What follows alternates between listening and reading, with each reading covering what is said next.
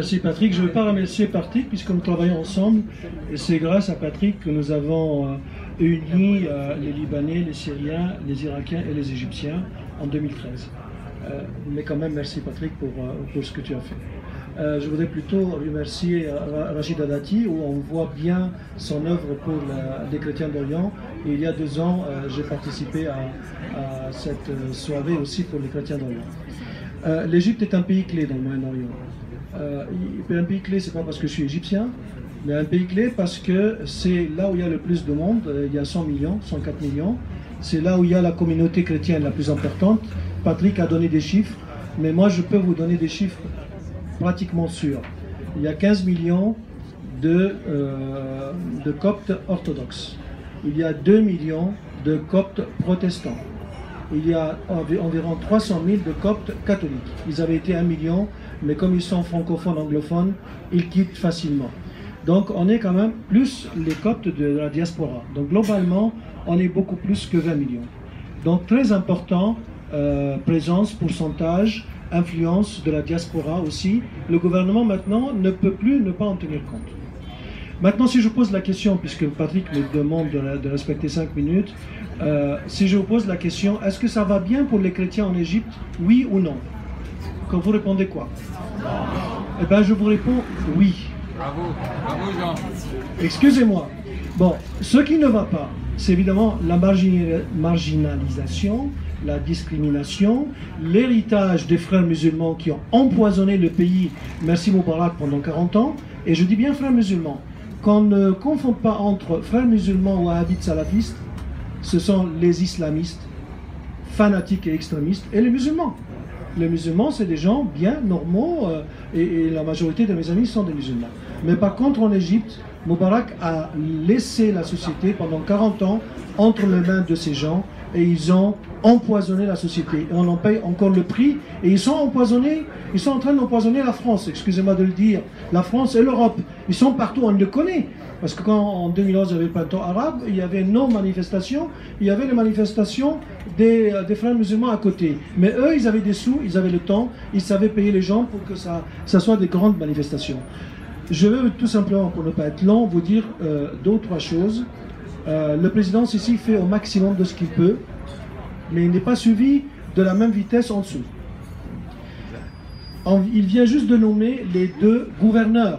Il y a 27 gouvernorats en Égypte, la première fois depuis Nasser. C'est-à-dire pendant 80 ans avec les présidents successifs, aucun gouverneur. Il y en a 2, une femme et un homme, et pas de petits gouvernorats. La femme d'ailleurs, elle tient le gouvernorat où il y a le plus de salafistes. Je ne sais pas comment elle va faire. Ça c'est une première chose. Deuxième chose, il construit la cathédrale en 2 ans, la plus grande du Moyen-Orient. Il n'est pas obligé de le faire. Troisième chose, quand les frères musulmans ont incendié une centaine d'églises et des bâtiments, chrétiens, il a tout rebâti par l'armée.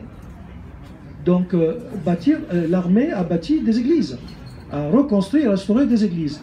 Et quand les Daeshiens ont coupé la gorge aux 21 Coptes au Libye, je ne sais pas si vous vous souvenez de ces images horribles, le lendemain matin, un coup d'avion, des bombardements sur des cibles de Daesh.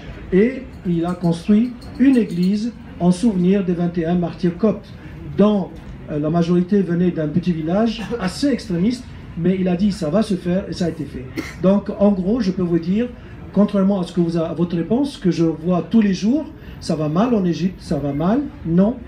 Il y a un président, je ne sais pas qu'est-ce qui va se passer puisqu'il a seulement le dernier mandat, il y a 2 mandats, mais après lui, qu'est-ce que ça va devenir? Mais en tout cas, pendant 4 ans, pendant 8 ans, on a eu la chance de l'avoir.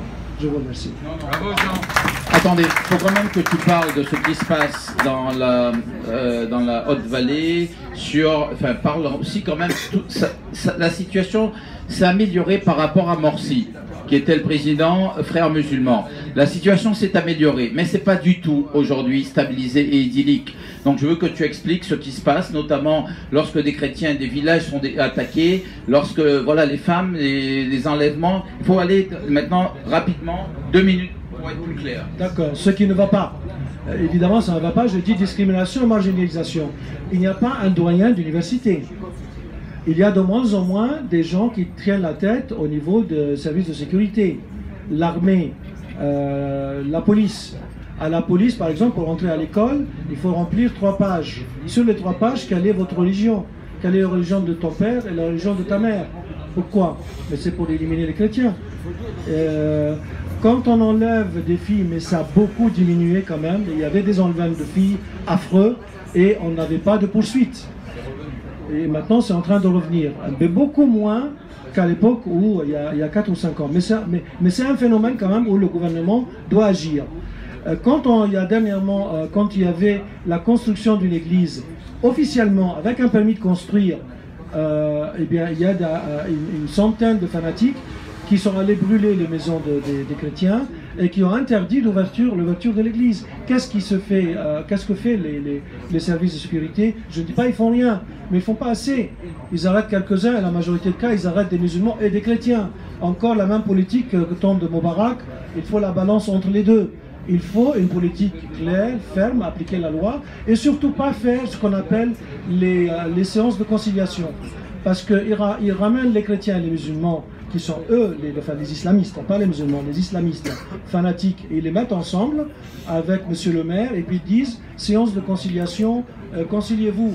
Et donc c'est là où le droit n'est pas appliqué et puis les droits des chrétiens ne sont pas préservés à 100%. Voilà. Ce que j'en veux dire, c'est que lorsque des fanatiques attaquent les quartiers chrétiens, il n'y a pas de poursuite judiciaire. On met la victime et le bourreau ensemble et on leur dit négocier le prix de votre forfait. Vous imaginez ce que ça signifie pour les chrétiens? Et vous imaginez le côté dissuasif? C'est pas dissuasif. Voilà, pour l'Égypte. On est allé très vite parce qu'il faut aller très vite. Je voudrais céder la parole, mais avant ça, saluer Sona Atamian, qui est arménienne, qui est née en Palestine, qui est très engagée sur cette question des chrétiens et qui nous rappelle, et elle a raison de le faire, que les Arméniens vivent aujourd'hui en Orient un deuxième génocide, parce qu'ils sont allés en Orient après le génocide des Turcs. Donc c'est important de continuer à penser aux Arméniens. Elle n'a pas voulu s'exprimer aujourd'hui, mais c'est important de penser aux Arméniens. Voilà. Et puis saluer aussi le président de l'Union des Serbes de France. Parce qu'au Kosovo, aujourd'hui, les Serbes sont persécutés, ne peuvent pas sortir de leur village, ils sont sous garde de la KFOR et leurs monuments historiques sont menacés. Je vais céder la parole à Antoine Chédid qui va nous parler du Liban.